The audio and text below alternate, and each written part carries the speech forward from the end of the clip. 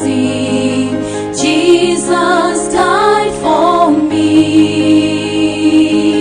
Living by faith is the theme of my living, serving God and be faithful till death.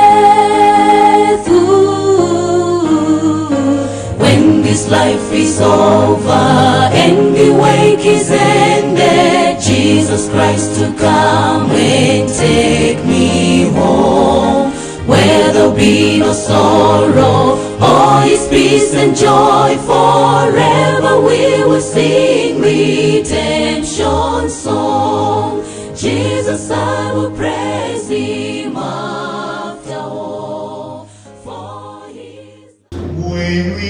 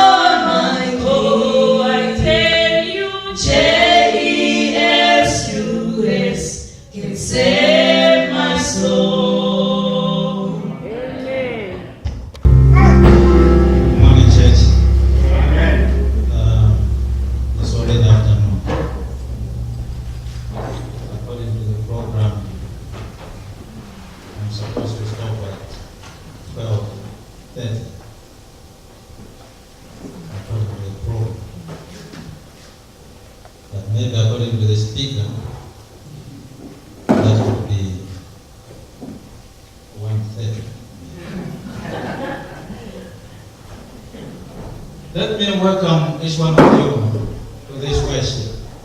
It's a pleasure to be here. This is called the house of the Lord. And if you decide to come here, it means you want to meet the owner of the house. I want to thank you, each one of you, for coming. I want to thank everybody who has participated in this worship this morning. May God bless each one of you. Without wasting time, I just want to remind you on this topic that we're going to share a few things. Trust in the Lord in the midst of chaos. Trust the Lord in the midst of chaos. I most of the times listen to people when they come front here for the intercessory prayer. They will always mention things like, it was a hard week, but God has taken us through. And if you ask each other outside this church, you meet on the porch, well, outside, how are you? They will talk like, this is America, brother. You know what is going on. So everybody is talking about problems that we encounter in this life. As I said before, when I was back home in Malawi and thinking about coming to America, I thought America, everything is just rosy. And I thought when I landed here, it means that would be the end of everything and beginning a new life. But alas, I said to myself, I think this is the world. No matter where you can be found, it is still the world. I think the best I can pray for now is heaven. So I just want to share with you that when we are in chaos, what can we do? Let us pray. Father, we thank you so much for your word, because this is how you communicate to us. But we come before you, Lord, so that we can understand. As I want to explain a little bit of what you advise us on when we are in chaos, I ask your Holy Spirit to be with us. In Jesus' name. Amen.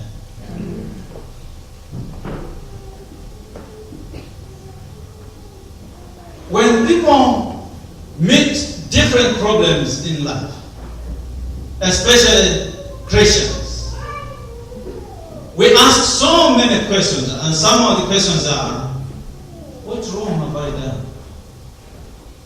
I am faithful, I go to church every Saturday, I pay tithe, I do all kinds of things. But why?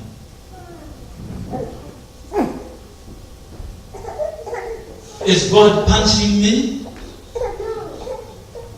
And you start going through your life to see where maybe you made a mistake. And you capitalize on that to say, maybe because of this, that's why God is punishing me today. It's not. You may even think that it's because you are not faithful before God. It could be, but it could not be. You might think that God is angry against you. You can have so many questions and so many suggestions. But the Bible Bible says in Proverbs chapter 3, verse 5, trust in the Lord with all your heart. These were written by Solomon, the most wise person ever lived in this earth, giving counsel to us today. Trust in the Lord with all your heart. And the second statement he says, lean not in your own understanding. Don't do it. I'm sure that everybody understands the word trust. Trust. In other words, it means confidence. You should have confidence. Rely on God. Count on God. Trust in Him with all your heart. The heart is known as the center of decision. It is it is where decisions come from. And Solomon is talking about the heart. Not just the heart, but all your heart. That means you don't have to have any doubt when you trust in God. 100% if it was in glass. That's what he wants. There is a popular story which is told. I remember somebody told us this story right here. A man who was an acrobat.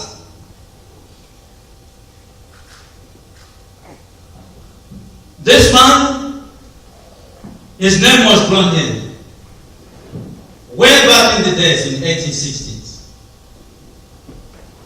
He decided to show people what he can do. So he had to tie a rope across Niagara Falls. 100,000 feet. The rope, 100,000 feet long. And about 160 feet above Niagara Falls. That is above, way up there. So he could cross on that rock from one end to another. So on this day, the royal party from Britain decided to attend his show. So he crossed and he came back. And he crossed again. And he stood at the middle of the rock, just on top there. And he started cooking. And he ate the omelette on top. People were watching and amazed. What kind of person is this? And went to the end of the rock. And he took a bag of potato with him. And he crossed it. That's the rock. What did Bible say? And then he took a wheelbarrow with him. And he put something in the wheelbarrow. He crossed. And then he came back and he approached the royal party. And within the party, the queen, the Duke of Newcastle, he came there and asked him, do you think I can carry a person in the wheelbarrow and cross over with him on the rock? And the Duke said, oh yeah, yes, you can. And he said, okay, can you get on board? And the Duke said, no. If you want to carry somebody else. Why did the Duke do that? Simple. He believed because he saw. But he couldn't trust him enough that he can put his life in the hands of God. This is exactly what we do with God.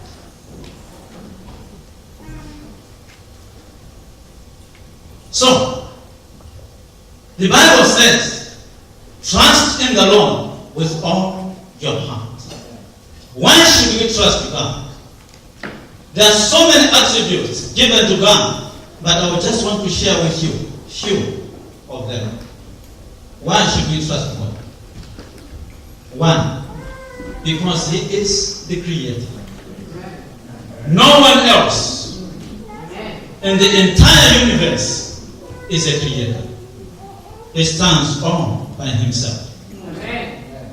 Because He is the Creator, we can trust with all our hearts. After all, our hearts were created by Him, and you were created by Him. Trust Him with all your heart. The second attribute, He is so powerful. He is a powerful God. He is not just a mere person like Pastor Saul, that he can even be pushed by wind. He is a powerful God. When I was back in Malawi the other time, at Chicago, there came some machines from Britain. Big machines which were used at the plantation. Big. All young people like me, we gathered around the machines. Powerful machines. But God is powerful. So we can trust God because He is a powerful God. Our scripture tells us that He is not just powerful, but He is all powerful. Why should we trust God? Third reason. Because He knows every single thing. He knows. Whatever you go through, whatever you have or you don't have, God knows it all. There is nothing we can hide from God. There is nothing that He doesn't know. He is God. He knows everything.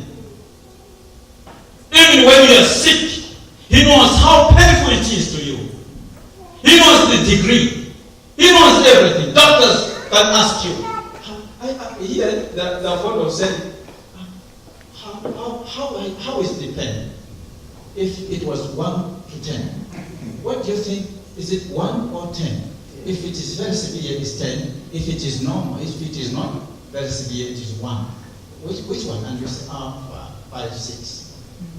You tell the doctor because he doesn't know. Okay? God is not like that. He knows exactly. You can even say, it is fine when it is 8. You fail even to know yourself. But God knows exactly. Amen. When He says it is 5, it is 5. It is 10, it is 10. That's why we need to trust Him with all our heart. He doesn't make a mistake. He is too wise to make a mistake. He is all wise. You know what is interesting with God?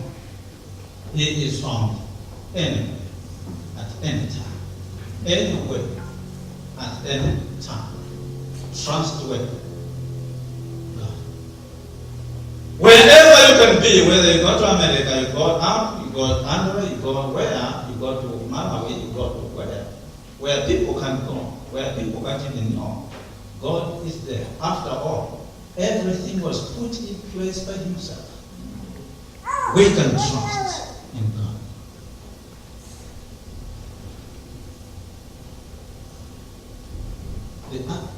The Islam, there is 99 names given to God. They call them Allah.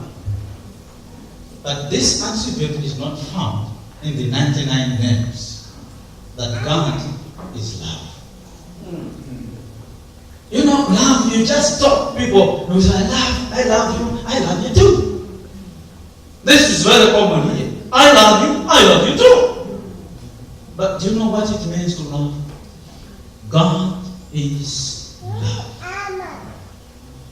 You can trust Him in His decisions on you because He is love. I can go on and on. Give me some reasons why we should trust God. The call on Christians is to have a sort of trust that makes us prepared to put our entire life to God. In other words, we were not supposed to have any choice but to bring our hearts, to bring our lives to God, so that God can take full control over our lives.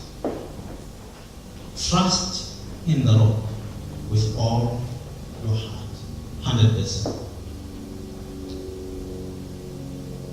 You know what most people trust in these days? We trust in our money, and we say money answers all questions. But I'm telling you that money has not been faithful enough to other people. It failed to redeem them in certain situations. Some people trust their cars. Big cars who can run in the snow, no problem. 4-wheel drive. GMC. Toyota. Buick. Subaru. Trusting in cars.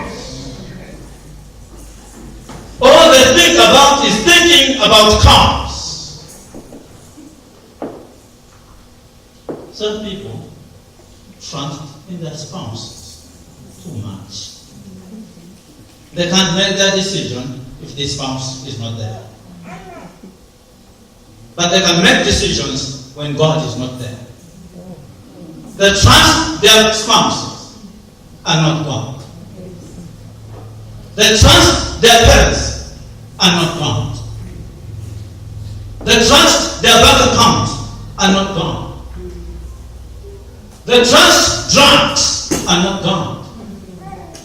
They trust medication and not God. You know, the first thing that comes in mind when you are sick is the doctor. I have my company doctor. That's the first thing that claims in your mind. Trust in the doctor. Some trust in their jobs. 2-3 jobs. Here in America, you have to have more than one to survive. They trust in their job. Because you receive checks all over. And you make your bank account big. But you know why? That all those that you trust in have got limitations. The other time I was in hospital, visiting my friend who was there. There was this family in Malawi, a royal family member, in the hospital, languishing with death.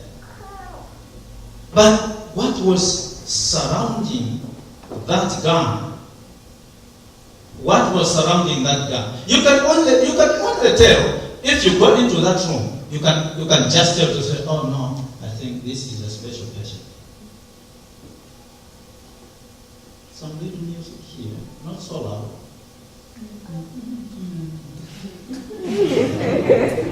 Then some flowers here, some few drinks here, some cakes here, some candies here, some pillows here, a servant here, some books here, a lot of things. They say to make the patient's suffering easier. But guess what? He died after 3 hours. And all those things were nothing. Money can save you, but it cannot save you in everything. Trust in God, who is everything. Are you here? Trust God, who is everything for you. That's what Solomon says. You know Solomon, what he did. Solomon was blessed by wisdom, by God, but he messed up. Instead, he had to get 700 wives for himself. You know what was that? 700. And he had 300 concubines. If you add mathematics there, it's 1,000. A good deal. Just for one person. To him, that was how his wisdom could carry him through to that level. He thought he could find satisfaction of life. But believe you me, he is the one now giving counsel to people. Trust in the Lord with all your heart. Don't lean on your own understanding. The understanding of Solomon was that satisfaction comes in when you have many wives. But alas, he didn't make that one. If you ask Solomon what he did, he tested everything in life and he came up with a statement to say all is vanity. Why? That's why he says, guys, trust in the Lord with all your heart. Don't lean in your own understanding. Oh, let me read to you this story, which is on Matthew chapter 14. Let me read from verse 22. And straight away, Jesus constrained his disciples to get into a ship and go before him unto the other side, while he sent the multitude away. And when he had sent the multitude away, he went up into the mountain apart to pray. And when the evening was come, he was there alone. But the ship was now in the midst of the sea, tossed with waves, for the wind was contrary. Here is Jesus Christ with his disciples. And he tells them, he said, guys, let us go to the other side of the sea. I will not be with you, but you go ahead of me. And he sent multitude of people to go away. And he himself goes to the mountain top to pray. He stayed there, according to some commentators, it was about 9 to 12 hours in between. They were in the midst of the sea, all by themselves. Jesus was not there. Now the ship, the boat they had, was being tossed by waves, threatening their lives, that they were to die. Jesus is not there. This story is amazing. And he leaves them for 9 to 12 hours by themselves, struggling with the ship. You know, ships by that time, they would not use the engine. They were just what? Propelled by the sailors. And they suffered, fighting with the waves, trying to survive, to make sure they reach the other side of the sea. Jesus is not there. The question is, did he know that they were to encounter waves on their way? Yes, he did. But why did he leave them alone to go and not accompany them? I'm sure he heard them cry for help, but he was silent. I'm sure he saw them struggling, but he was silent. Listen, there are certain times in your life when God is so silent, even if you pray. You can pray for a day, He will not come to intervene. You can even pray for a year, He will not even come. He will leave you alone to suffer in the midst of the journey. He doesn't care? No, He does.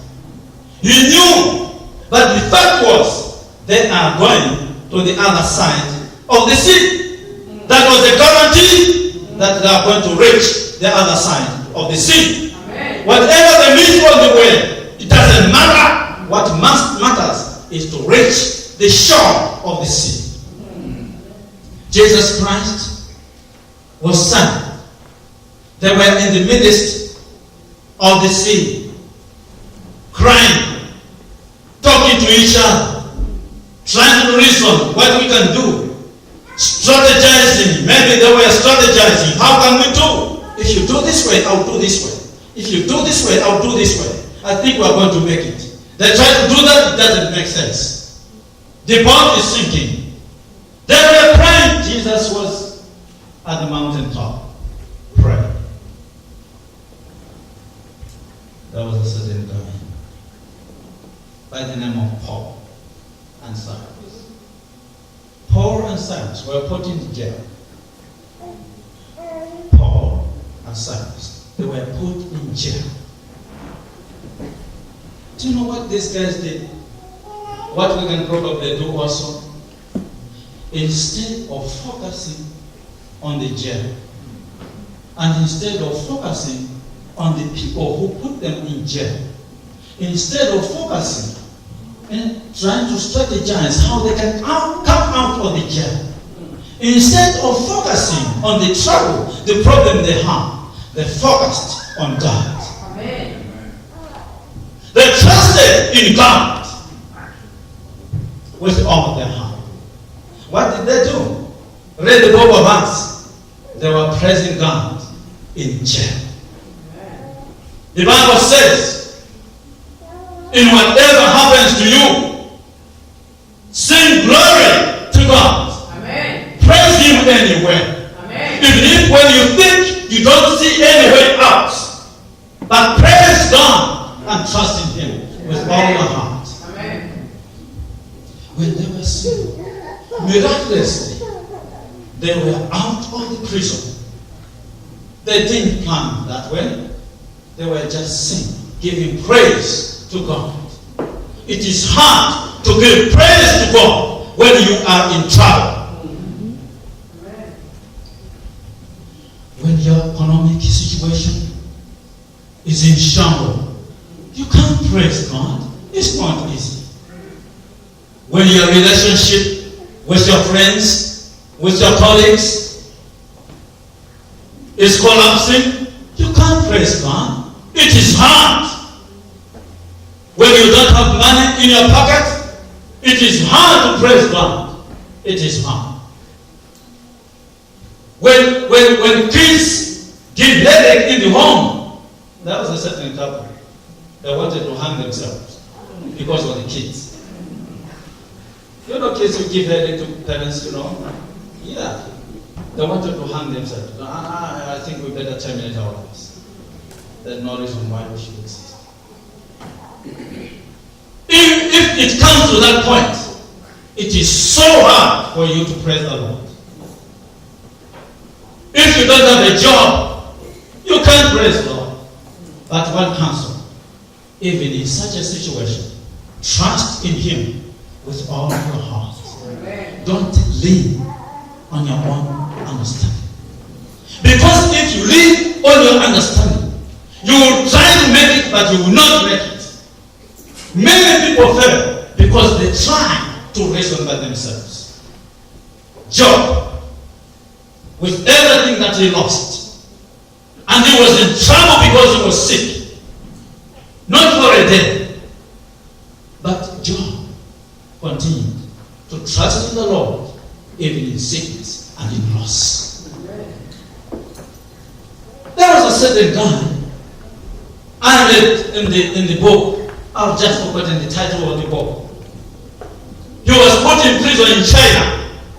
His name was John. He was put in prison in China because he was reading the Bible.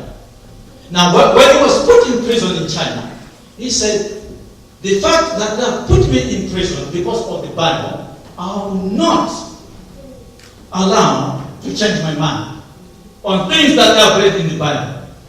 And the statement that he kept was trusting in the Lord regardless. So he was in prison. They kept him in prison for 40 days.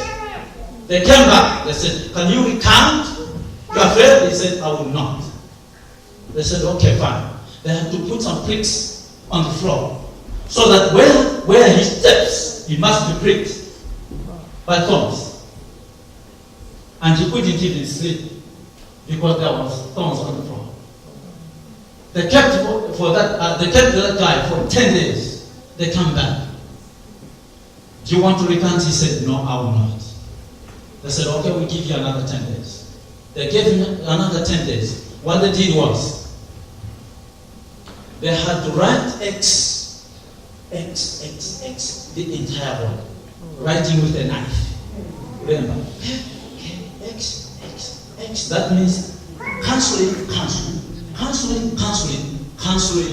the faith that he had. They wanted him to cancel the faith that he has. So they had to write X's throughout his body. And he was bleeding. And he was bleeding to death. They kept him for 10 days. When they came back, they found him collapsed on the floor. He couldn't even speak so well because he was so frail that he was so hungry and thirsty. Because in all those days, they never fed him.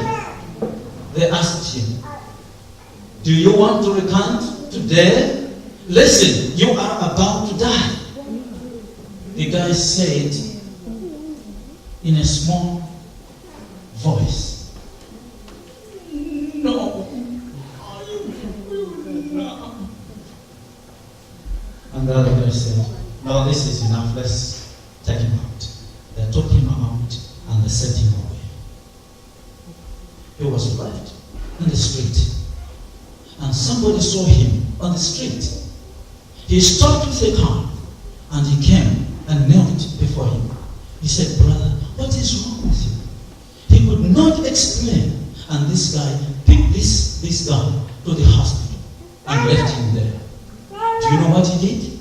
What he did, he said, you trick this guy.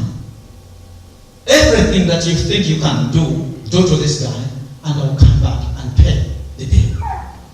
Fortunately, that was a Christian in China. A Christian helping a Christian. Things should work that way. So when his life came back, he learned that he was rescued by a Christian. That strengthened his faith. Amen. Ladies and gentlemen, this life is full of chaos. You can't live without Christ in this world. But one thing you never forget, trust in the Lord regardless. Amen. Don't recant the name of Jesus Christ because of your problem. Hold on, because Christ will still take you across the sea. Amen. When you came to the boat, you said, peace, be still. And there was peace. And all the disciples, including Jesus, they sailed safely to the shore. Jesus is coming very soon. And soon, he is coming. That is a fact. That we are going to suffer along the way. That's another fact we should bear in mind. But even though we should suffer all the way, in different times, in different things, one thing is guaranteed. When Jesus comes, everything will come to a stop. Amen. Because he's all powerful. He is the creator. He is the one who is said by Isaiah,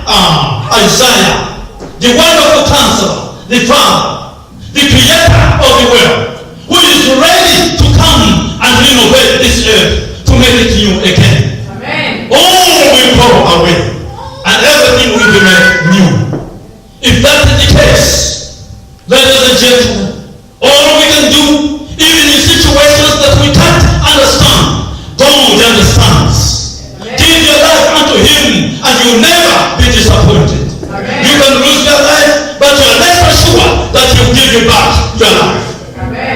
Lazarus, when he sent his message to Jesus Christ, 4 days he tarried, he didn't appear. Lazarus suffered greatly with the disease till he died. Jesus was not there. He died. 4 days went by. He came back. Lazarus was gone. Lazarus was gone. Then he said to these sisters, "Oh, can you take me to the tomb?" And the sisters said, "Oh no. This is 4 days now. You are 4 days late. If you can, our brother wouldn't have died. But you're late." And Jesus says, "Okay, fine. Take me to the tomb." Grudgingly, reluctantly, they took him to the tomb. People disappointed enough. This guy, how can he come today? If he came 4 days ago, Lazarus would be around us. And Jesus goes to the tomb. And he simply talks to Lazarus. 4 days late. Rotten, decayed, worms all over. And he says, "Lazarus, come." Just like that. And Lazarus came back. Amen. Your situation that you encounter today is not forever. Amen. There's a day. There's a day. Jesus gives us ways of confidence that we can hold on as our only choice that we can make in this life. Because friends can disappoint you. Parents can disappoint you. Wife can disappoint you. Husband can disappoint you. The church can disappoint you. Leadership can disappoint you. The country can disappoint you. Presidents can disappoint you. But Jesus Christ will never disappoint you. Amen. He is faithful. He is faithful. Amen. And he is able. He is able. Yes, he is the first and he is the last. Amen. There is no one like him. He stands all by himself. He created everything by his hands. It is Jesus Christ who can today create a new life in your heart. He is able. He is able. He can be found everywhere you call him at any time. He doesn't need an appointment for you to meet him. You can meet him wherever you are. Everywhere with Jesus Christ. Jesus Christ is the only hope of the world, the only hope of the nations, and the only hope of the church, and the only hope of you and me. Jesus Christ says in the Counsel of Solomon, "Trust in the Lord. Never, never, ever rely on your own understanding. You are making a big mistake. Stand on the wisdom of Christ." Jesus Christ is the wisdom of God. I would like to appeal to you. One thing we can hold on is to trust in the Lord with all our hearts. Amen. May God bless the read. Amen.